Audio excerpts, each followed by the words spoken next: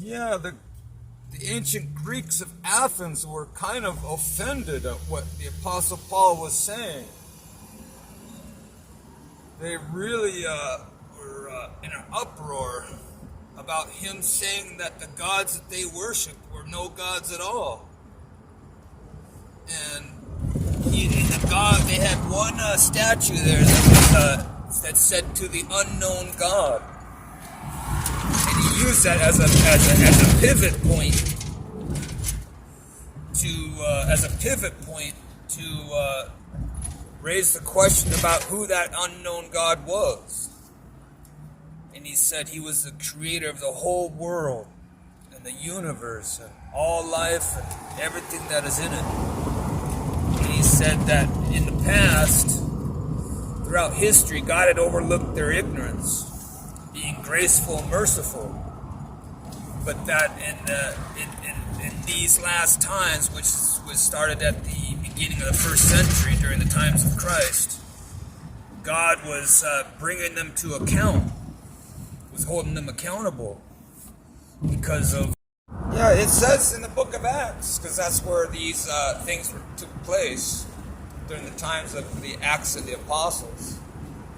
After Christ had ascended into heaven and commanded his disciples to go out and spread the good news throughout that known world, which was throughout the Roman Empire and even across the Mediterranean, into Spain and into Northern Europe and other countries eventually, as it spread further and further outwards. But yeah, some of them were accepting of what Paul had to say, and some weren't, obviously. That's a given. Not everybody's going to agree.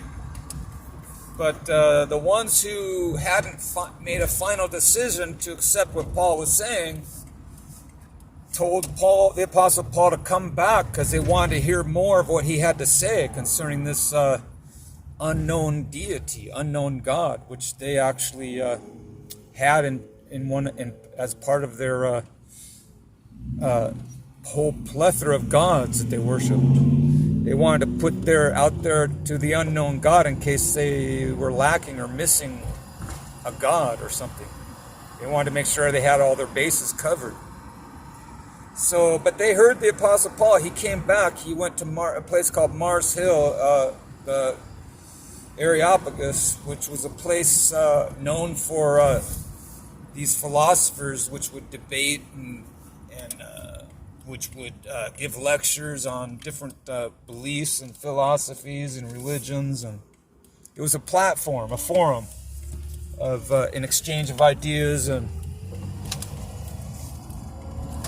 that's what they did. They liked to philosophize. That's what the ancient Greeks did. They wanted to find out the meaning of life, what life was all about. And who can fault that?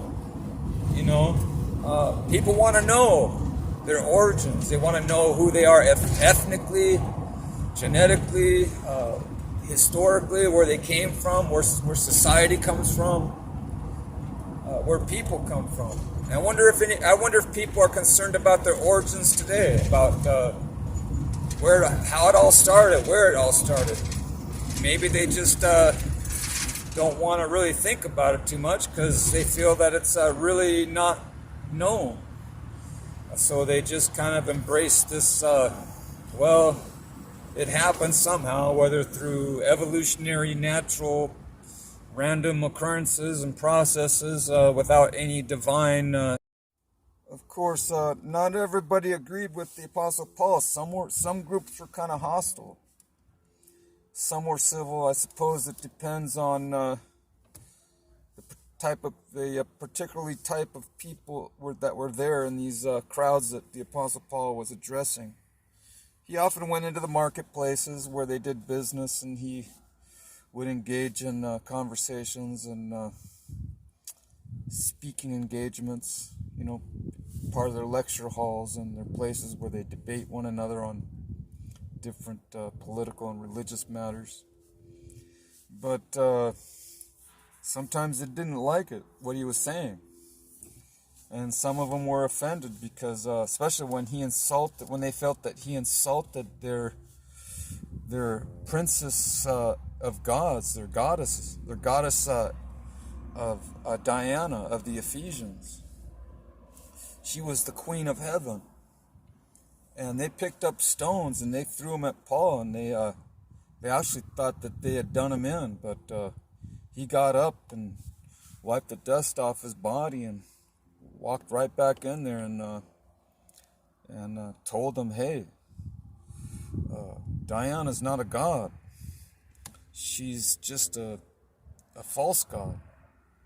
And but when they saw that they were still alive, after they assumed that they had,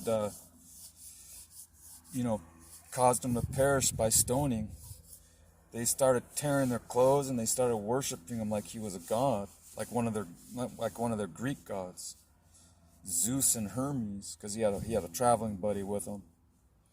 But no, he tore his clothes and said, "No, I'm not any of those gods." He said he was just a messenger of the true God. So yeah, there were some misunderstandings even back then, just like there is in parts of the world today. People overreacting, or people doing things out of ignorance and misunderstandings, and they're, but that's how they're raised to think. Some of them. Usually, a lot of those people are raised in the backwoods somewhere. They're not really part of mainstream society. They're still kind of driving pickup trucks and working the farmlands and the simple, basic life. They're not sophisticated, culturally modernized people. They're